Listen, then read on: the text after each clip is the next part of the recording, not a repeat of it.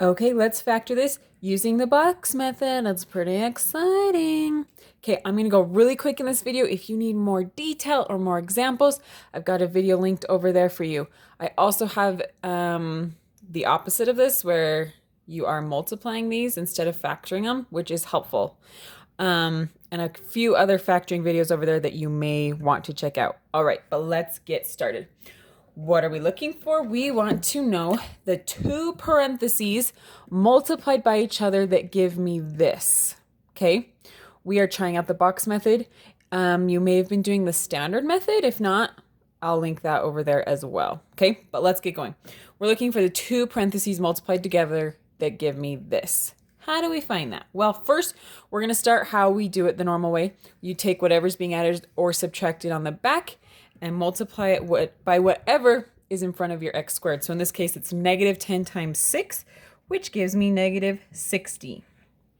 All right, we are looking for two numbers that multiply to negative 60 and add to 11. That's where I got the 11 from. I didn't just pull that from randomness. It's right there.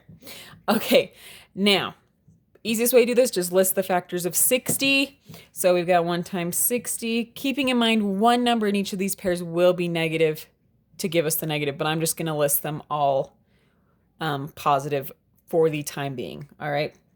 2 times 30, 3 times 20, 4 times 15, 5 times 12, and 6 times 10.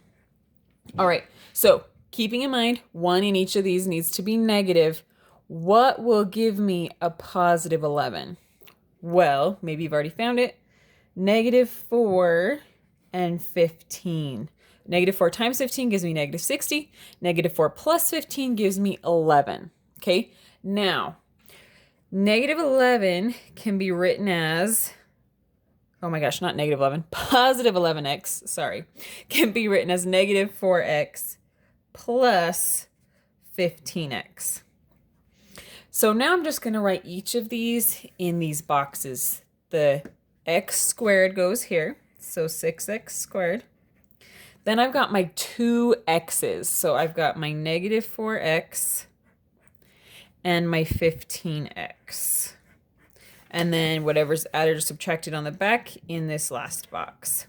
Now this is where it's kind of a puzzle where we're figuring out what numbers multiply together to give me each of these answers, okay? So to get negative 10, it could be 1 times 10, 2 times 5 with the negative in different places, right? So to figure out which one it is, we kind of look at these other numbers. So 1 times 10 isn't looking so hot for me, but 2 times 5 is looking a lot better, right? If I have 2 times 5, that gives me 10, but I need a negative 10. Since this one's negative and this one's not, I'm going to stick the negative with the 2, okay? So negative 2 times 5 gives me negative 10. Let's see if we can line up everything else. So what times negative 2 gives me negative 4x? Well, 2x, right? Negative 2 times 2x gives me negative 4x. Then this last one, what times 5 gives me 15x? Well, 3x. Then it's good just to check the other one. 3x times 2x gives me 6x squared. Oh my gosh, there's my two parentheses. Now, if you try out some numbers and they're not working, switch it up and try some other numbers until every single one works, okay? And those are your two numbers. If you're asked to factor, you are done. If you are asked to solve, you just set each of these equal to 0 and solve. Okay, so this one I would end up with x equals 2/3. And this one I would end up with x equals negative 5/2. All right, that is how you do the box method. If you don't like it, go back to the standard way. If you love it, you are welcome. Now get your homework done and go to bed and have dreams of math and our nightmares.